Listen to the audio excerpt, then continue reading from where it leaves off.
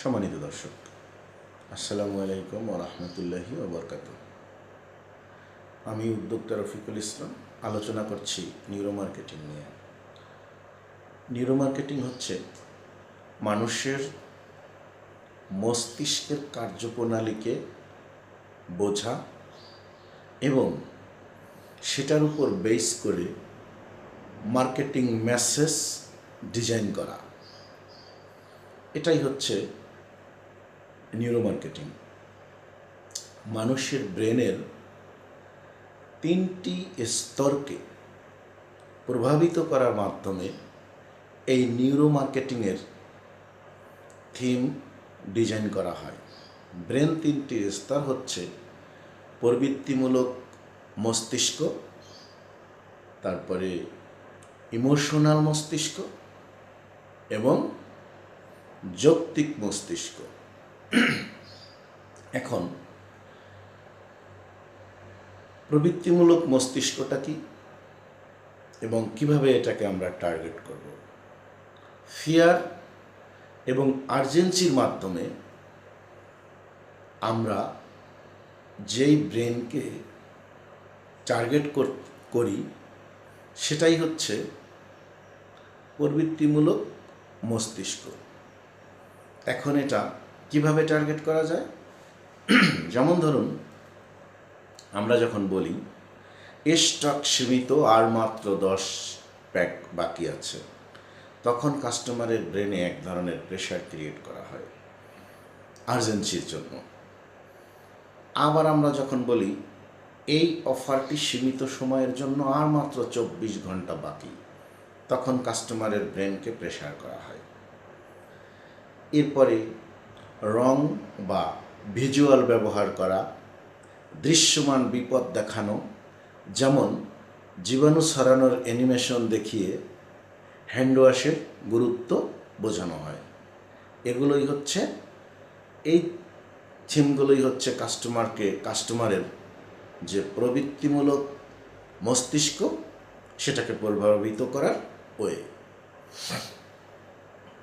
এরপর রয়েছে emotional brain, এবং এই কাস্টমারের এই ইমোশনাল ব্রেনকে কিভাবে প্রভাবিত করব। যেমন ধরুন, যখন আমরা আবেগের মাধ্যমে যে সিদ্ধান্তগুলো নেই বা অনুভূতি প্রকাশের মাধ্যমে যে সিদ্ধান্ত নেই, অথবা আমরা আমাদের মস্তিষ্ক যখন অনুভূতিকে গুরুত্ব দিয়ে ডিসিশন মেক করে, সেটাই হচ্ছে আপনার ইমোশনাল ব্রেন।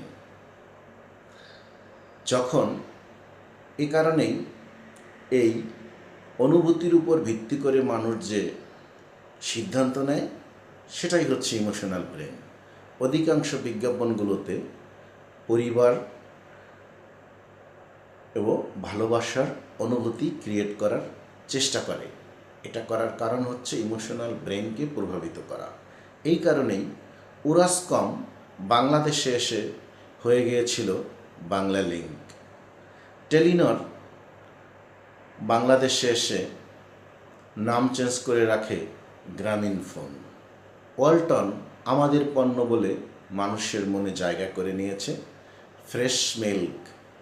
আমি জিতলেই জিতে যায় মা বাক্যটি ব্যবহার করে মানুষের মনের গভীরতম স্থানে জায়গা করে নিয়েছে। এবার যৌক্তিক মস্তিষ্ক, অর্থাৎ যেই সিদ্ধান্ত মানুষ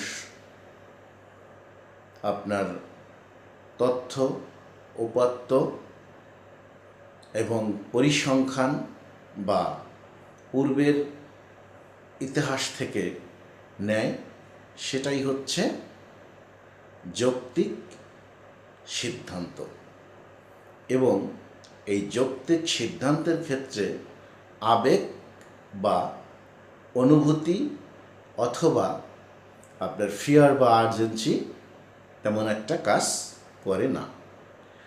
এবার এই যৌক্তিক সিদ্ধান্তকে, যদি কাস্টমারের যৌক্তিক সিদ্ধান্তকে প্রভাবিত করতে চাই, সেক্ষেত্রে যেমন সার্টিফিকেশন, বা অনুমোদন, যেমন ট্রেড লাইসেন্স, তারপর শিশু খাদ্য উৎপাদনের ক্ষেত্রে হুয়ের সনদ, তারপরে বিভিন্ন ক্ষেত্রে আইএসওর সনদ, তারপরে আপনার এরকম নানা ধরনের বিষয়।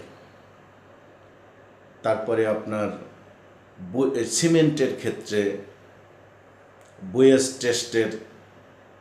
বুয়েট টেস্টের সার্টিফিকেশন, এগুলো হচ্ছে অনুমোদন বা সার্টিফিকেশন সংক্রান্ত ব্যাপার। এরপরে আপনার ভিজুয়াল ডেমো, তারপরে রয়েছে trial period, warranty guarantee, customer review সহ অসংখ্য যৌক্তিক উপাদানগুলো কাস্টমারকে পণ্য ক্রয়ে প্রভাবিত করে থাকে। সম্মানিত উদ্যোক্তা ভাই বোনেরা, আজকের ভিডিওটা এখানেই শেষ করছি। আসসালামু আলাইকুম ওয়া রাহমাতুল্লাহি ওয়া বারাকাতুহু।